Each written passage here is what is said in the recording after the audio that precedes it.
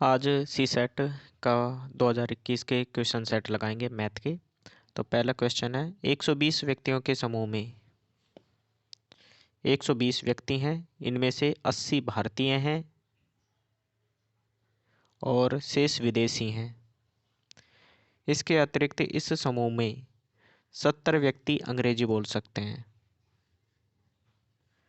तो ऐसे भारतीयों की संख्या कितनी है जो अंग्रेजी बोल सकते हैं? तो हमें भारतीयों की संख्या चाहिए जो अंग्रेजी बोल सकते हैं। ऑप्शन ए 20, बी 30, सी 30 से कम और डी 30 से ज़्यादा। तो हमारे पास में टोटल व्यक्ति दे रखे हैं 120। इसमें से जो इंडियन है और कुछ फॉरेनर हैं, और इन 120 में से 70 व्यक्ति ये इंग्लिश बोल सकते हैं। ठीक है। तो अब चाहिए कि हमें कितने भारतीय, तो भारतीय कितने थे? 80 भारतीय हैं। तो शेष जो बचेंगे वो फॉरेनर बचेंगे, तो 40 फॉरेनर हो गए। तो कितने व्यक्ति भारतीय हैं जो इंग्लिश बोल सकते हैं? अगर मान लो कि सभी फॉरेनर इंग्लिश बोलते हों तो 30 भारतीय हो जाएंगे। 70 में से 40 गए, 30 हो गए। तो 30 भारतीय इंग्लिश बोल सकते हैं। तो ये तो कम से कम हुआ। अब अधिक से अधिक कितने भारतीय इंग्लिश बोल सकते हैं? तो 30 से कम तो कोई होगा नहीं, क्योंकि अगर ये पूरे भी बोल लें तब भी 30 व्यक्ति कम से कम भारतीय चाहिए ही चाहिए। तो इससे अधिक ही होंगे जो भी भारतीय होंगे। अगर सारे भारतीय इंग्लिश बोल लें और कोई भी फॉरेनर इंग्लिश नहीं बोलता तब भी 70 हो जाएंगे। तो क्वेश्चन के हिसाब से देखना है कि हमें क्या ऑप्शन है। तो 30 तो कम से कम है, ये नहीं हो सकता। 30 या इससे कम ये नहीं हो सकता।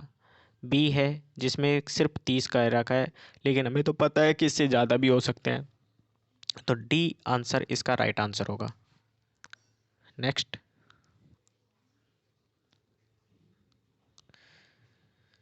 3 शून्येतर नॉन जीरो अंकों के प्रयोग से, नॉन जीरो हैं उनके अंकों के प्रयोग से, अंकों की पुनरावृत्ति के बिना, पुनरावृत्ति नहीं करनी है कि जैसे अगर मैं मान लूँ कि 1 है तो फिर से 1 नहीं आए। वो कहने का मतलब ये है।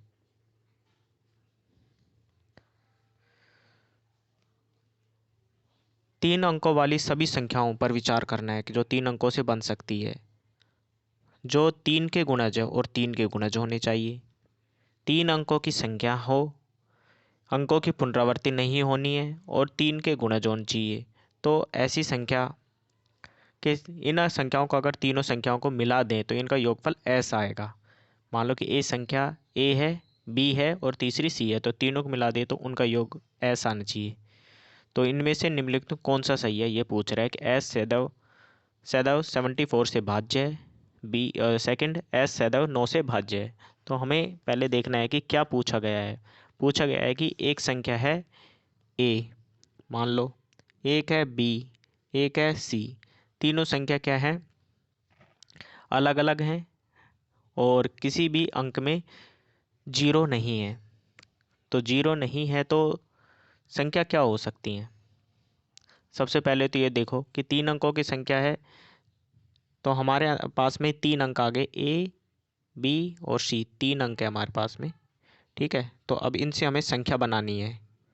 3 शून्येतर नॉन जीरो अंक हैं, इनका प्रयोग ही करना है अंकों की पुनरावृत्ति के बिना। अंकों की कोई हम पुनरावृत्ति नहीं करेंगे। 3 अंकों वाली सभी संख्याओं का सैद्धांतिक विचार करना है। तो इन 3 अंक हमने ले लिए, ए बी सी, ये नॉन जीरो हैं और 3 संख्या ए मान लेते हैं। ए है हमारी, कोई भी संख्या 3 अंकों की होती है, 100 ए। थोड़ा नीचे कर लेते हैं आराम से, नेक्स्ट पेज में ले लेते हैं।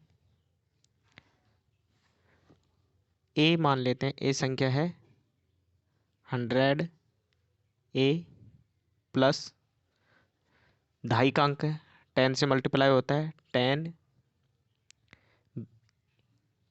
बी प्लस सी, ये हो गई एक संख्या। बी संख्या क्या हो जाएगी? अब हम अंकों को थोड़ा बदल देंगे तो बी संख्या आ जाएगी। इसी तरीके से अन्य संख्याओं को हमें लेना है। 100, अब ए की जगह हम ए यहाँ रहने देते हैं। ये सभी संख्याओं की बात कर रहे हैं ना, तो 3 से ज़्यादा है हमारे पास में, हो सकती हैं, अभी कर रहे हैं हम आगे।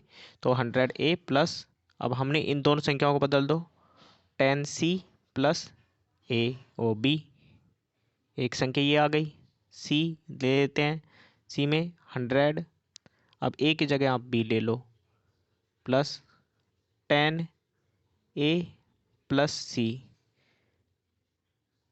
नेक्स्ट संख्या में 100B प्लस 10C प्लस ए। पांचवी संख्या क्या बन सकती है? 100C plus 10A plus B. और लास्ट संख्या क्या बन सकती है? डी ई एफ, ये एफ है, एफ बन सकती है 100C प्लस 10B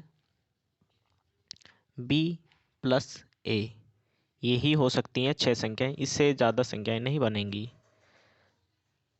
तो हमने कोई से भी अंक की पुनरावृत्ति नहीं की है और बदल बदल कर ये संख्याएं बना ली हैं, बस अंकों को ही आगे पीछे रखा है, उससे संख्या बन गई। जैसे उदाहरण के लिए अगर पहली संख्या 1 2 3 है, लेकिन ये 3 से 3 2 5, हाँ 3 से डिवाइड है, तो 1 2 3 है, तो दूसरी संख्या हमने बनाई है 1 3 2। कोई अंकों की पुनरावृत्ति नहीं की गई है, सब अलग अलग अंकों से अलग संख्या है, ये अलग संख्या है।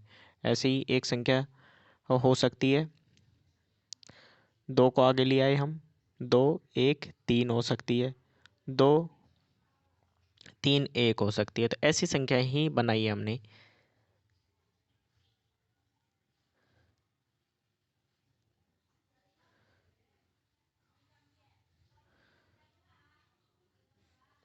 ये संख्या हमारी बनी है। तो अब हमें आगे देखना है कि क्या इसका हमें सॉल्यूशन निकालना है। पहले आप इसे कोशिश कीजिए कि आप इसको सोल्व कर पा रहे हैं या नहीं कर पा रहे हैं।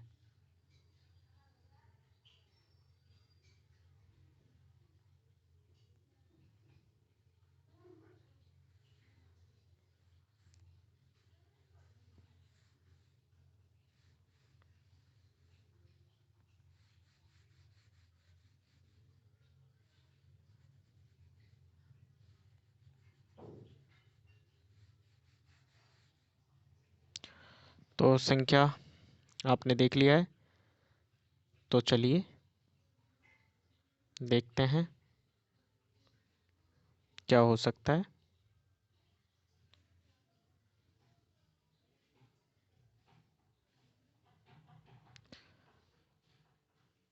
तो हम इन्हें सबको जोड़ना है, जोड़ देते हैं। ये एस आएगा, 100 ए कितने हैं सारे, ए निकालो, 100 ए यहाँ पर है, फिर 200 ए, 200 ए के बाद हम 210 ए, 210 11 ए, फिर इसमें 21 ए, 21 और एक 22, तो 22 आ गए हमारे पास में ए, तो 22 ए आएंगे। अब जितने ए आए संख्या तो वही है लगभग, ए बी सी, और सबको आगे पीछे ही तो रखा है, तो इतने ही 22 बी आएंगे और इतने ही 22 सी आएंगे। अब इसमें से 22 कॉमन है, इसे निकाल लो, ए प्लस बी प्लस सी। अब संख्या ये है हमारी, तो ए बी सी हमें पता नहीं है, तो हम इसका तो कुछ नहीं कर सकते, इसे अलग कर लेते हैं। अब हमारे पास में 2 है, अब इसे या तो आप गुणनखंड निकाल लीजिए, या आपको सीधा सीधा दे रखा है कि 74 और 9, तो आप 74 से डिवाइड करके देख लीजिए। 74 से डिवाइड करेंगे हम, ऑप्शन में 74 दे रखा है ना, अगर 74 से डिवाइड होगा या 22, तो हमेशा 74 का भाग जाएगा जाएगा पूरी संख्या में, क्योंकि ये संख्या मल्टीप्लाई में है। ये तो जो मल्टीप्लायर होता है उससे हमेशा ना डिवाइड होगी होगी संख्या। तो 74 में भाग जा रहा है कि नहीं, 3 बार मल्टीप्लाई करो तो मल्टीप्लाई 3, 12 और 22, हाँ तो ये जा रहा है, तो 74 से हमेशा इसमें भाग जाएगा। नेक्स्ट, इसमें आप 9 का भाग दे के देख लीजिए कि 9 का भाग जाता है नहीं जाता। अगर 9 का भाग जाएगा तो ये संख्या 9 से भी डिवाइड हो जाएगी। तो 9 का भाग दे के देखिए, 9 दूनी 18, 4 9 2 2 2, इसमें 9 का भाग देना है। 9 दूनी 18, 4 बचे, 9 पंजे 45, नहीं जा रहा, तो 9 से कभी भी भाग नहीं जाएगा इसमें। तो सिर्फ संख्या ए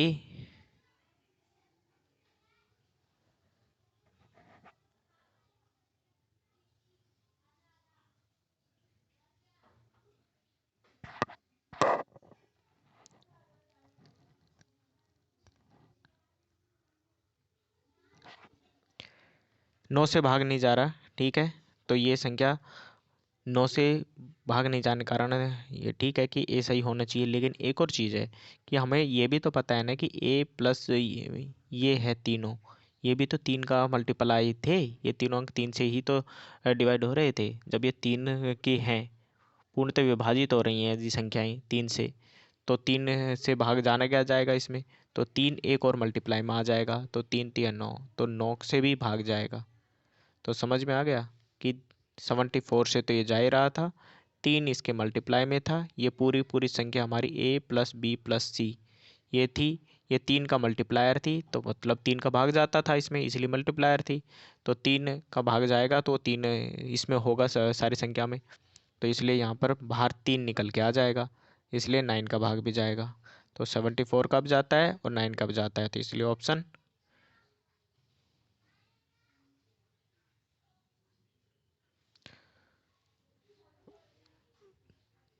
तो इसमें ऑप्शन कौन सा हो जाएगा,